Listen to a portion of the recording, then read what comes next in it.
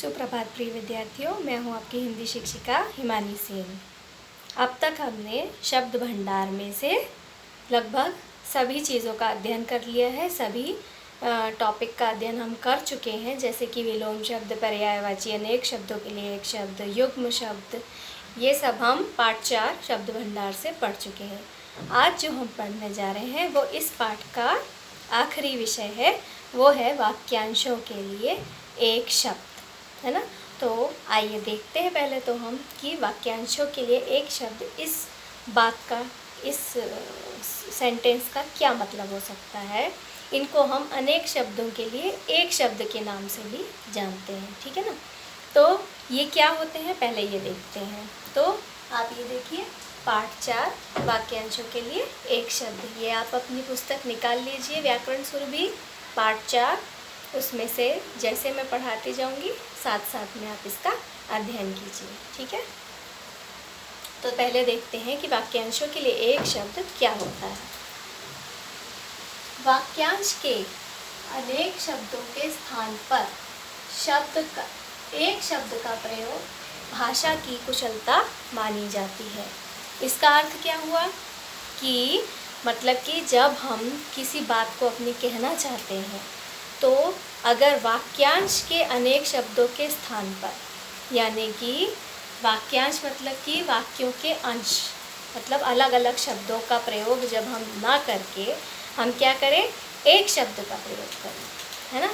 किसी भी बात को कहने के लिए अगर हम एक शब्द में ही वो बात कह दें, है ना, कम शब्दों में जो बात कही जाती है वो ज़्यादा प्रभावशाली होती है, प्रभावशाली मानी जाती है।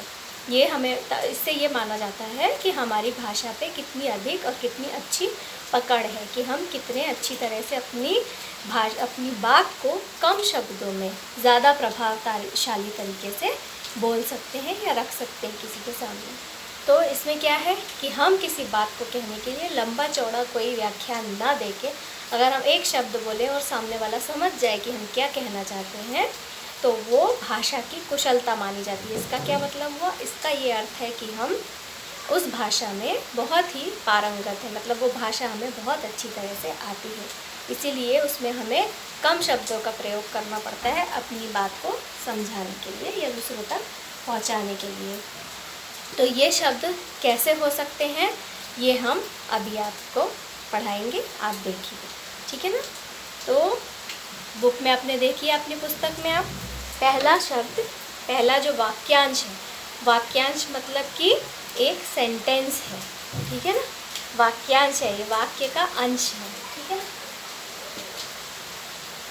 तो अब देखिए, पहला है ईश्वर में विश्वास रखने वाला। ईश्वर में विश्वास रखने वाला, तो ईश्वर में तो सभी विश्वास रखते हैं।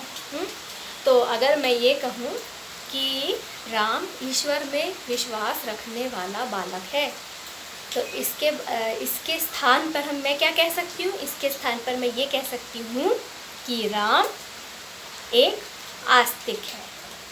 तो उसका भी अर्थ क्या हो जाएगा कि वह ईश्वर में विश्वास रखने वाला है, और सामने वाले व्यक्ति जो ये बात सुनेगा उसको भी ये लगेगा कि कितने अच्छी भाषा का प्रयोग किया गया है। इतना लंबा चौड़ा ना बोलकर राम ईश्वर में विश्वास रखने वाला व्यक्ति है, इसके बजाय मैंने ये बोल दिया कि राम एक आस्तिक है। तो मुझ सबको समझ में आ गया कि अच्छा, ये व्यक्ति ईश्वर में विश्वास रखता है, परंतु मुझे इतना लंबा चौड़ा बोलना नहीं पड़ा।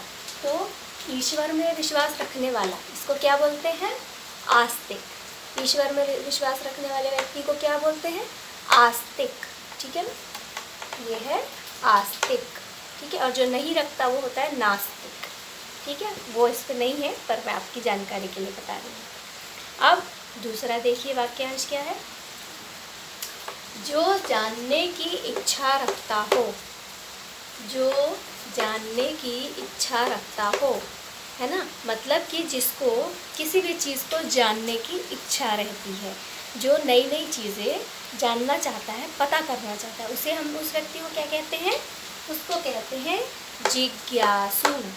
जिज्ञासु, ठीक है ना। जिज्ञासु मतलब वह व्यक्ति जिसे कुछ भी नया, कुछ भी अनोखा जानने की हमेशा इच्छा या क्यूरियोसिटी होती है, वो होता है जिज्ञासु व्यक्ति, है ना। तो वही बात है फिर से कि अगर मैं बोलूँ कि वह व्यक्ति बहुत जिज्ञासु है तो आपको ये बात समझ में आ जाएगी कि उसको कुछ भी जानने की, बहुत नया जानने की, कुछ समझने की बहुत जिज्ञासा रहती है, इच्छा रहती है उसके अंदर हमेशा। तो मुझे ये बोलने की ज़रूरत नहीं है कि वह व्यक्ति हमेशा कुछ न कुछ जानने के लिए उत्सुक रहता है या जानना चाहता है, नहीं, इतना बोलना काफ़ी है कि वह व्यक्ति जिज्ञासु है, ठीक है ना। अब देखिए अगला शब्द। अगला शब्द क्या आता है हमारा वाक्यांश? अगला वाक्यांश है जहाँ पहुँचा ना जा सके। जहाँ पहुँचा ना जा सके मतलब ऐसी कौन सी जगह है जहाँ पहुँच नहीं सकते, ठीक है ना। तो वह जगह जहाँ पहुँचना मुश्किल हो या जहाँ पहुँचा ही ना जा सके, उस जगह को क्या कहा जाता है? उस जगह को कहते हैं अगम्य। अगम्य मतलब जहाँ जाना कठिन है या मुश्किल है, ठीक है ना, या हम जहाँ नहीं पहुँच सकते, है ना। गम मतलब, गम्य मतलब जाना होता है ना। तो उसका मतलब ये हुआ कि जहाँ पहुँचा ना जा सके वो जगह क्या कहलाएगी? अगम्य। जिसका कोई अंत ना हो उसको हम क्या बोलते हैं? अनंत। अनंत का कभी किसी का नाम भी होता है अनंत, तो उसका क्या अर्थ होगा? अनंत मतलब कि जिसका कोई अंत ना हो, है ना। हम आकाश को भी अनंत बोलते हैं, अनंत आकाश में, क्योंकि आकाश का हमें ओर छोर कभी भी पता नहीं चलता कि वो कहाँ से शुरू होता है और कहाँ ख़त्म होता है। जहाँ तक हमारी नज़रें जा सकती है वहाँ तक हमें आकाश दिखता है। तो जिसका कोई अंत नहीं होता है वो हमेशा क्या कहलाता है? अनंत, है ना। अनंत मतलब अनंत मतलब जिसका अंत नहीं है। अगला वाक्यांश, जो सब कुछ जानता हूँ। अब क्या हुआ? जिसे सब कुछ आता है, जो सब कुछ जानता है, उसे हम क्या कहेंगे? सर्वज्ञ। क्या कहेंगे? सर्वज्ञ। सर्वज्ञ होना बहुत ही बड़ी बात होती है, क्योंकि हर इंसान सब कुछ तो नहीं जान सकता, किंतु फिर भी जिसको अधिक से अधिक ज्ञान होता है ना, सबसे ज़्यादा जो ज्ञानी होता है, जिसको सब कुछ पता होता है, जिसके पास हर प्रश्न का उत्तर होता है, उस व्यक्ति को हम कहते हैं कि वह व्यक्ति सर्वज्ञ है ना। उसको सब कुछ आता है, उसे सब कुछ पता है, हर चीज़ की उसे जानकारी है। तो जो सब कुछ जानता है वो है सर्वज्ञ, ठीक है ना। बिना वेतन लिए काम करने वाला। बिना वेतन लिए मतलब बिना पैसे लिए या बिना सैलरी लिए जो व्यक्ति काम करता है किसी के लिए, मतलब बिना पैसे के जो व्यक्ति किसी के लिए काम करता है, उसे हम क्या कहते हैं? अवैतनिक। वेतन मतलब कि सैलरी, है ना, और उसको जब उसने किसी ने नहीं लिया तो अवैतनिक। वेतन से वैतनिक बना और अवैतनिक बना। तो जिसका जो बिना वेतन लिए काम करने वाला क्या कहलाएगा? अवैतनिक, ठीक है। अगला वाक्य देखिए, जिसका कोई आकार ना हो वो क्या कहलाएगा? निराकार, ठीक है। निराकार किसको कहते हैं? जिसका कोई भी आकार नहीं है ना। जैसे कि भगवान को या ब्रह्म को भी निराकार बोला जाता है ना। तो और ऐसे ही जैसे पानी है, पानी को आप किसी भी चीज़ में डाल दो, है ना, जिस भी आप बर्तन में डाल दोगे उसको वो उसी बर्तन के आकार का हो जाएगा, है ना। लेकिन उसका अपना कोई आकार है क्या? वो हम बता सकते हैं कि पानी गोल होता है, कि पानी लंबा होता है, टेढ़ा मेढ़ा होता है? नहीं, हम नहीं बता सकते। तो इसी तरह जब कोई भी चीज़, कोई भी वस्तु जिसका आकार नहीं होगा उसको हम क्या बोलेंगे? निराकार, ठीक है। निराकार मतलब बिना आकार वाला। अगला वाक्य देखिए, जिसमें दया ना हो।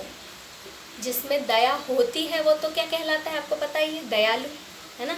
और जिसमें दया ना हो वो क्या कहलाएगा? निर्दय। क्या कहलाएगा?